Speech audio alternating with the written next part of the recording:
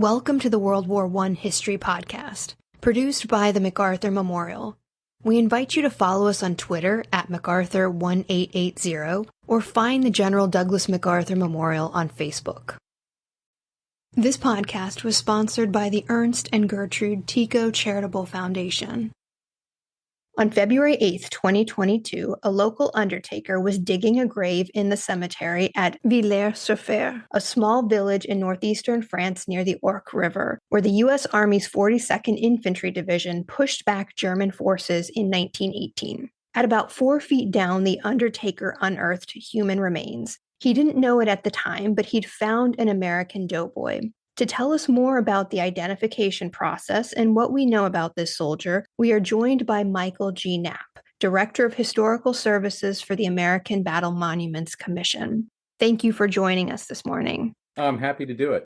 So tell us a little bit about the discovery. Sure. So as you pointed out, the caretaker of the cemetery in Villers-sur-Fère was preparing a new grave for a burial when he came across the remains. And obviously he wasn't expecting to find anything there. And when he started to find some human remains along with some artifacts, it was at that point that he reached out to the French organization, Office National des Anciens Combattants, which is basically the national office of old soldiers. And it's kind of like our VA. He reached out to them, and at the same time, they also contacted our cemetery, the Voisin American Cemetery, which is the closest one. I think it's about 3 kilometers away from there, and reached out to the superintendent there, Bert Kalud. Bert's a retired Marine Corps Sergeant Major, and he's been with ABMC for many years. And so he came right over, and at that point, Ourcq, which is the French organization, they reached out to an archaeologist that they've used in other circumstances where they've come across remains to do basically an archaeological excavation of the gravesite to see whatever else they could recover. And in the course of that, they recovered partial remains and they recovered some artifacts, which were what we used to kind of initially determine and to verify the identity of those remains as an American. So that's kind of the short story. Once they recovered everything they could from that site, they checked with the Commonwealth war graves just to verify that it wasn't anybody from any of the British or Commonwealth countries from World War I. And the French also took a look at that, and they didn't contact any German organizations, but it was pretty evident that they would not have been German remains. So that's what got us to the point where we sort of knew what we were dealing with. At what point does the American Battle Monuments Commission get involved with this process? Well, so this is really unique for us because, as you know, and many of your listeners may know, the ABMC doesn't really do active burials at any of the World War I or World War II sites. And it's very rare that we would find remains that we would have to deal with, especially for World War I. I think the most recent World War I American casualty that was recovered, I think, was in the early 90s. And the last one that was recovered and buried in an ABMC cemetery was in the 80s. So, we're looking at almost half a century. So this is not something that we do every day. What led us to this was the fact that the Defense POW MIA Accounting Agency, DPAA, which deals with all the World War II and later unknowns and recoveries, their charter through Congress does not include World War I. And a lot of that, they're the experts on that, and I don't mean to speak for them, but I think a lot of it has to do with the difficulty in tracing individuals so that you can find descendants so that you could do the DNA matching that they do. That's much easier, as you might imagine, still for World War II with descendants of only like the first order, if you will, children or grandchildren, whereas for World War I, that's getting harder all the time. So they really weren't involved, and ABMC stepped up and basically said, if this is a World War I American soldier, we need to do something about it. We can't just sit, because who's going to take control? And that's kind of what got us to the point where we are. Now, I won't say it's a complication, but I don't mean that in a pejorative sense. In order to bury anybody in an ABMC site, should that occasion ever arise, permission for that has to come from the Secretary of the Army. ABMC maintains the sites, but we do not have the authority to unilaterally bury someone there. So there was an involved process where we had to do a lot of research in coordination with our partners overseas and internally to make a case to submit a request to the Secretary of the Army for permission to have these remains buried in one of the ABMC cemeteries. So that's kind of what got us where we are. We did a lot of research to try and verify this beyond any sort of reasonable doubt that this was in fact an American service member. And I'd be happy to speak to that if you'd like. I would definitely like to talk about some of that research. As the MacArthur Memorial staff, we have been following this for quite a while. And I think when I saw some of the photographs of some of the artifacts that were recovered, to me, it was very obvious that this was probably American equipment. Could you tell us about some of these items that were found and how this helped establish the man's identity as an American? So right off the bat, when Bert Kalud was there observing the archaeological dig, if you will, of the site, as the artifacts started coming out, it became readily apparent with some of them that this pretty much had to be an American. So just a brief recap for the listeners: some of the artifacts that were found were the remnants of a steel helmet, what we would call the M1918 helmet. The British called it the Brodie pattern, same helmet. So that was a first clue. There were remnants of gas mask, the small box respirator that you commonly see, the big chest pack. There were some remnants of items of that. There were a lot of cartridges in stripper clips still, as they would have been in the cartridge belt. The belt itself was totally disintegrated, but the rounds were unfired. And upon looking at those, they were 30 caliber rounds, and so there were no other belligerents that used a 30 caliber rifle. There were also some of the snaps from the cartridge belt pockets.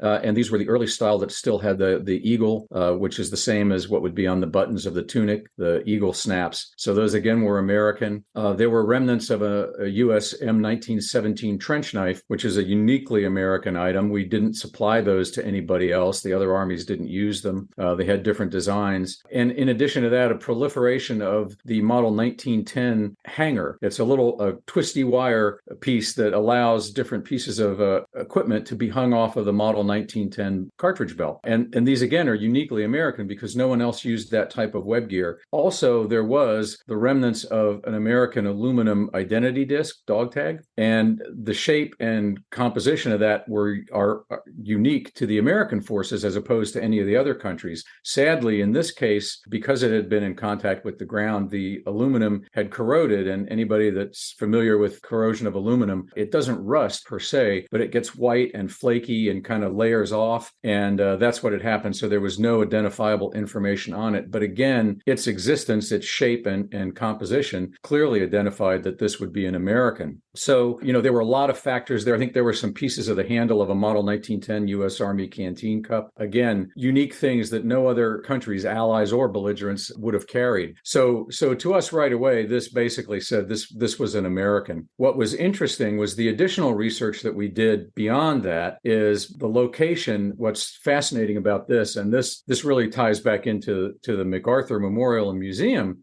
the location is basically mentioned in Father Duffy's book, Father Duffy's Story. I believe it's actually on page 308, where he talks about during the Battle of the Ourcq that they do some hasty burials just at the wall of the cemetery at Villers-sur-Fère. And using that information, one of the historians, my colleagues on my team, did some research at the National Archives, and we actually found Graves Registration Service maps that were done right at the end of the war that listed a lot of the different locations where these temporary burials and other burials were through the course of the war. And of course, these were used to recover remains when we did the consolidation and then the ultimate creation of the final 8 World War I cemeteries and the repatriation of the remains that the families wanted sent back. So that corresponded exactly with what Duffy was talking about. And that's what's allowed us to make, I think, a very, very strong conjecture that this individual was, in fact, from the 42nd Division and more than likely from, the 165th that Duffy's in, the 69th Regiment, New Yes. York, becomes, I think, the 165th. Yes. So in my opinion, there's an incredibly strong likelihood that this individual was from the 165th. I don't know that there's any way that we could prove that, but I'll go to my grave pretty certain that that's the connection here. But that was a lot of the research that was done to really verify that this was an American. And there's a lot of really circumstantial evidence that point to that. So that's kind of where we landed at on that. So you have the material culture, you have the historical documentation that seems to indicate an American. With all of that and the fact that we have an idea that members of the 42nd Division, which I have to say was the division that Douglas MacArthur was part of, but these men were killed in that area, temporarily buried there. Do you think we'll ever be able to narrow down the identity of the soldier past just being an American? Would DNA testing be a possibility if you could narrow down potential identities, or would some sort of geospatial tool like isotopic analysis be a possibility? I give that a strong maybe. I'm clearly not a scientist and not a forensic scientist. I do know there was initially some discussion about trying to do some DNA, and I know that our agency, us, not me, but our agency had in fact reached out to the folks at Ancestry that do the ancestry DNA. And I don't know how far that got. I don't know whether they actually were able to get a sample that could provide usable DNA or not. So that's kind of an open-ended question. And I don't want to speak specifically to it because I wasn't deeply involved in it, other than I know that there were those conversations initially. I will say that the remains that were recovered were partial remains, so it was not a full body, far from it. And that, there's conjecture on that as to, whether that was just decomposition, whether there were a full set of remains initially buried. And the other possibility that comes up is it's possible when the GRS was exhuming all the bodies to bring to the concentration cemeteries for the final disposition program following the war, it's possible that they got some of this person and assumed that's all there was. So, we don't really know. I think to your question, I think if one were willing to go through a lot of records in different venues, and I don't think it would be impossible, but it would be a time-consuming project, you could potentially, if you went through enough different sources of records to compile lists and cross-references, you could possibly narrow down the casualties that were sustained in those days fighting on the Ourcq. You could hopefully find some records that might address who was recovered, and then you'd have to cross-check that against, who was repatriated, who was buried in our cemeteries, and it might narrow down the list of potential individuals. So I think if somebody had the time and the resources, they could possibly narrow down who it was. But as I say, the larger concern that I have would be, especially given what went on during World War I and in the subsequent recovery operations, it is possible that maybe some of, this may be partial remains that match some other partial remains. I don't think you could ever discount that. But having said that, I do think if one were dedicated enough to do the all the disparate research and the cross-checking and everything, you might be able to narrow the pool of candidates. I don't think you'll ever be able, short of if there were DNA available to do, that you'd ever be able to definitively identify the individual. And frankly, that is really one of the strong points that allowed him to be, or will allow him tomorrow, in fact, to be buried in Voisin, is according to the burial program after both wars, those individuals who were unidentified, obviously, if you didn't know who they were, you couldn't reach to the family for a decision on burial or repatriation. So they become unknowns that are buried in our sites. That's kind of a long and circuitous answer to could we ever identify them? I think that the short answer is probably not, with any degree of certainty. So you mentioned that the remains recovered were partial. Did they indicate a combat death, or is that unclear? I think it's unclear. From what I was able to see, there are some vertebrae and some ribs and some small bones. And I think what's interesting, and I'm going into the realm of conjecture here, so bear that in mind. But one of the other things that was interesting in terms of artifacts that were discovered with the remains was one of the spreader bars from a stretcher. And if you think about a stretcher, it's that canvas with the two sticks on either side. When you open it out, there are two metal bars at either end that lock into place that hold it open. And that's the same from then until today. You still make them that way. So they found one set of those from one end of a stretcher in with all the other artifacts. And that's kind of unusual. You wouldn't necessarily do that. So I think that leads to a couple of possibilities. One is that this was an individual who was injured or outright killed by shell fire, whether artillery or mortar or something of that nature that may have caused some sort of catastrophic injury. And so the remains were on a stretcher, and it may have been they decided to just bury everything in situ.